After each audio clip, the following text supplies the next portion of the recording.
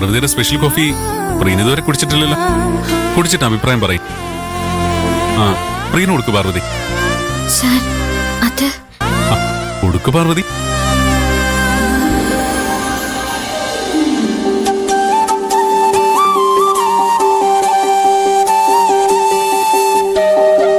കുടിച്ചിട്ട് അഭിപ്രായം പറയും പ്രീന.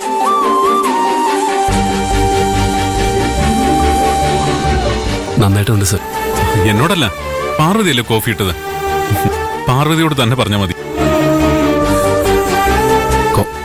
കോഫി നന്നായിട്ടുണ്ട് സർ. കുറെ ജോലി പെൻഡിംഗ് ഉണ്ട്. ഞാൻ പൊയ്ക്കോട്ടെ സർ.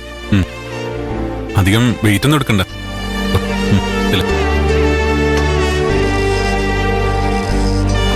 ആ പാർവതി, എനിക്ക് പ്രിയനെ വലിയ ഇഷ്ടമാണ്.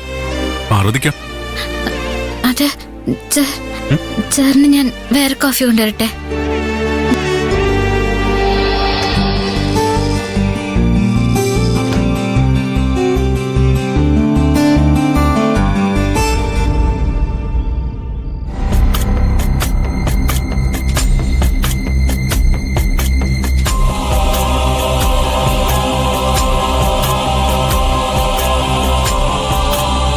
ഇത് കണ്ടോ? എങ്ങനെയാ? എത്തിയോ?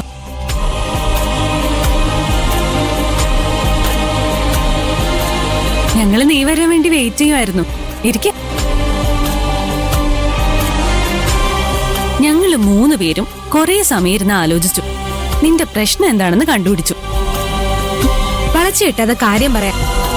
നീ കാരണം പ്രിയൻ ആപത്ത് സംഭവിക്കുമെന്നുള്ള പേടിയാ നിനക്ക്. നീ അവോയ്ഡ് ചെയ്യുന്നതായിട്ട് അഭിനയിച്ച പ്രിയൻ പിന്നെ നിന്നെ ഹെൽപ്പ് ചെയ്യാനും പ്രൊട്ടക്ട് ചെയ്യാനും വരില്ലല്ലോ. പ്രിയൻ നിന്റെ കൂടെ ഇല്ലെങ്കിൽ പിന്നെ ഗുണ്ടകൾ അയാളുടെ നേർക്ക് തിരിയുകയില്ല. അങ്ങനെ അയാൾ രക്ഷപ്പെടും. നിനക്ക് എന്ത് സംഭവിച്ചാലും ഒരു കുഴപ്പമില്ല. അയാൾക്കൊരു അപകടവും സംഭവിക്കരുത്. നിന്റെ ആ ചിന്താഗതി നല്ലതൊക്കെ തന്നെയാ. പക്ഷേ നീ അപകടത്തിലാണെന്ന് അറിഞ്ഞിട്ട് ഞങ്ങൾക്ക് വെറുതെ ഇരിക്കാൻ കഴിയോ? ആ ക്രിമിനൽസിനെ കണ്ടുപിടിക്കാനും അവരെ ഫൈറ്റ് ചെയ്ത് തോൽപ്പിക്കാനുള്ള കഴിവൊന്നും ഞങ്ങൾക്കില്ലല്ലോ. അതുകൊണ്ട് കഴിവുള്ള ഒരാളുടെ ഹെൽപ്പ് ചോദിക്കാൻ ഞങ്ങൾ തീരുമാനിച്ചു. ആരാണെന്നറിയോ? വേറെ ആരുമല്ല, നിന്റെ ഗന്ധർവൻ തന്നെ. ശിവനെയും അവന്റെ ആൾക്കാരെയും നേരിട്ട് തല്ലി തോൽപ്പിച്ചത് പ്രിയനാണെങ്കിലും കാര്യങ്ങളെല്ലാം പ്ലാൻ ചെയ്തത് ഗന്ധർവനല്ലേ? കുറുക്കന്റെ ബുദ്ധിയുള്ള ശിവനെ പുഷ്പം പോലെ പറ്റിക്കാൻ ഗന്ധർവന് കഴിഞ്ഞില്ലേ? അത്രയും ബുദ്ധിയുള്ള ഒരാൾക്ക് നിന്നെ കൊല്ലാൻ നടക്കുന്നവരെയും കണ്ടുപിടിക്കാൻ കഴിയും. അവരെ പിടിച്ച് പോലീസിൽ ഏൽപ്പിക്കാനും കഴിയും.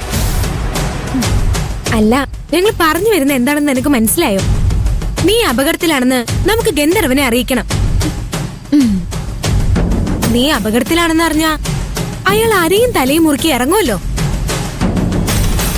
പക്ഷെ അയാൾ ആരാണെന്ന് നിനക്കും അറിയില്ല, ഞങ്ങൾക്കും അറിയില്ല.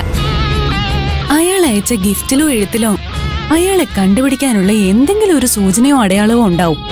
നീ അതെല്ലാം എടുക്ക. നമുക്ക് ശരിക്കും ഒന്ന് പരിശോധിക്കാം. അല്ല, നീ അത് എവിടെയാ വെച്ചിരിക്കുന്നേ? നിന്റെ ബാഗിലാണോ?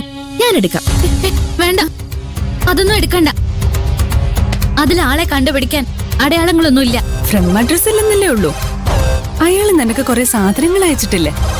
അത് വാങ്ങിയ ഷോപ്പിന്റെ പേരോ അഡ്രസ്സോ ഉണ്ടാവും. അത് വെച്ച് അയാളെ കണ്ടുപിടിക്കാൻ കഴിയും. നീ അതൊക്കെ ഇങ്ങനെ എടുക്ക് പാറു. അതില് പേരൊന്നും ഇല്ലെന്ന് ഞാൻ പറഞ്ഞില്ലേ? ഇവിടെ വീണ്ടും ഉറഞ്ഞുകൊള്ളാൻ തുടങ്ങിയല്ലോ. എന്നെ രക്ഷിക്കാൻ ഗന്ധർവൻ ആഗ്രഹം ഉണ്ടെങ്കിൽ അതിന് നിങ്ങളുടെ ശുപാർശയുടെ ആവശ്യമൊന്നുമില്ല.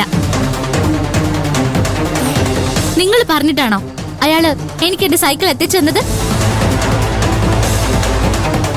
നഷ്ടപ്പെട്ട എന്റെ ശമ്പള കാശ് കണ്ടുപിടിച്ച് തന്നത് നിങ്ങൾ പറഞ്ഞിട്ടാണോ? അല്ലല്ലോ. അയാള് നിന്നെ സഹായിക്കുന്നതിന് ഞങ്ങൾ റെക്കമെൻഡ് ചെയ്യൊന്നും വേണ്ട. പക്ഷേ നിന്നെ അയാൾ രക്ഷിക്കണമെങ്കിൽ നീ അപകടത്തിലാണെന്ന് അയാൾ അറിയണ്ടേ? അയാൾ അത് അറിയാൻ വേണ്ടിയാ അയാളുടെ ഡീറ്റെയിൽസ് അന്വേഷിക്കുന്നത്. നിങ്ങളത് അയാളെ അറിയിക്കൊന്നും വേണ്ട. അയാൾ എങ്ങനെയെങ്കിലും അറിഞ്ഞോളും. ഇവളെന്താ ഇങ്ങനെ? ഞാൻ ഇങ്ങനെയാ. എനിക്ക് ഇങ്ങനെ ആവാനാ ഇഷ്ടം. പ്രിയ ഫോൺ ചെയ്താ എടുക്കില്ല. പ്രിയന്റെ മെസ്സേജിന് റിപ്ലൈ ചെയ്യില്ല. തല്ലുകൊളിത്തരം കാരണം അയാൾ നിന്നെ വെറുക്കും. പിന്നെ നിന്നെ രക്ഷിക്കാൻ പ്രിയനും ഉണ്ടാവില്ല, ഗന്ധർവനും ഉണ്ടാവില്ല. പ്രിയൻ ചേട്ടൻ എന്നെ രക്ഷിക്കണ്ട, ആരും എന്നെ രക്ഷിക്കണ്ട. പ്രശ്നം തീർന്നില്ലേ?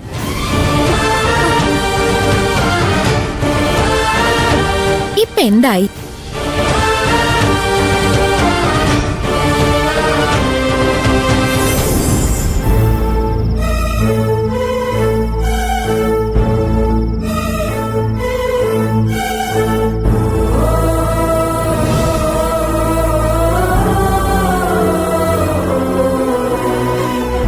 അറിഞ്ഞുകൊണ്ട് ഞാൻ പാറുവിനോട് ഒരു തെറ്റും ചെയ്തിട്ടില്ല.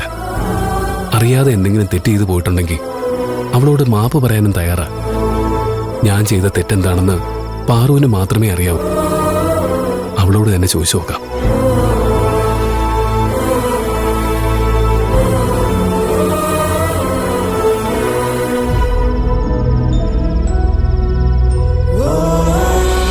ഇത്രയധികം വെറുക്കാൻ മാത്രം ഞാൻ നിന്നോട് എന്ത് തെറ്റാ ചെയ്ത പാറു? ഈ ഫോൺ എടുത്തിട്ട് നീ എനിക്കൊന്ന് പറഞ്ഞതാ, ഞാൻ തിരുത്താം, പ്രായശ്ചിത്തം ചെയ്യാം, എന്ത് വേണമെങ്കിലും ചെയ്യാം. ഫോൺ എടുക്ക പാറു. എടുക്കുന്നില്ലല്ലോ. അവളെ ഞാൻ എത്രമാത്രം സ്നേഹിക്കുന്നുണ്ടെന്ന് അവൾക്കറിയില്ല. എനിക്കത് അവളോട് പറയാനും കഴിയില്ല. ഞാൻ എന്താ ചെയ്യാ? അവളുടെ പിണക്കം മാറ്റാൻ ഒരു വഴി പറഞ്ഞു തരണമെന്ന് പറഞ്ഞ് ഞാൻ ആരെയാ വിളിക്കുക? കൈലാഷ് സാറിനെ വിളിക്കാം. കൈലാഷ് സാർ എനിക്ക് എന്തെങ്കിലും ഒരു സൊല്യൂഷൻ പറഞ്ഞുതരും.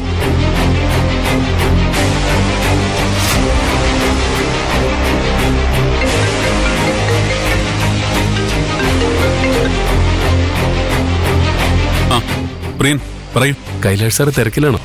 അല്ല, തിരക്കിലാണെങ്കിൽ പോലും പ്രിയന്റെ കോൾ ഞാൻ എടുക്കും. പ്രിയന് പറയാനുള്ളത് മുഴുവൻ കേൾക്കുകയും ചെയ്യും. Thank you sir. ആ പറയ് സർ. മനസ്സിന് വലിയ വിഷമം വരുമ്പോ നമ്മളെ മനസ്സിലാക്കുന്ന ആരോടെങ്കിലും സംസാരിച്ച ഒരു സമാധാനം കിട്ടും. ആരോടാ അത് പറയാന്ന് ആലോചിച്ചപ്പോ എനിക്ക് ആദ്യം ഓർമ്മ വന്നത് കൈലാഷ് സാറിനെ. എന്തു പറ്റി പ്രിയൻ? കൈലാഷ് സാറിനോട് ഞാൻ ഒരിക്കൽ പറഞ്ഞിട്ടുണ്ട്, പ്രണയം നൽകുന്ന വേദന ഒരു സുഖമാണെന്ന്. പക്ഷെ അനുഭവത്തിൽ വരുമ്പോഴാണ് മനസ്സിലാവുന്നത്, പ്രണയം നൽകുന്ന വേദന താങ്ങാൻ നല്ല മനക്കെട്ടി വേണമെന്ന്. എനിക്കത്ര മനക്കെട്ടിയില്ല. അതുകൊണ്ട് തന്നെ ഈ വേദന എനിക്ക് താങ്ങാൻ കഴിയുന്നില്ല സർ. സാറെന്താ ചിരിക്കുന്നേ? ചിരിക്കല്ലാതെ വേറെന്താ ചെയ്യേ പ്രിയൻ? പ്രണയത്തിന്റെ വേദന നെഞ്ചിക്കൊണ്ട് നടക്കുന്ന എന്നോടാ പ്രിയന്റെ പ്രണയവേദനയെ കുറിച്ച് പറയുന്നത്. പക്ഷെ സാർ ഇഷ്ടപ്പെടുന്ന പെൺകുട്ടി സാറിനെ കാണുമ്പോ മുഖം തിരിച്ച് നടക്കുന്നുണ്ടോ? സാറ് സംസാരിക്കാൻ പോയാ അവൾ ആട്ടി പായിക്കുന്നുണ്ടോ? ഒരു കാരണവുമില്ലാതെ സാറിനോട് അവള് പൊട്ടിത്തെറിക്കുന്നുണ്ടോ? പ്രിയൻ, ഇന്നലെ വരെ ഒരു പ്രശ്നം ഉണ്ടായിരുന്നില്ല. എന്നോട് അവൾക്ക്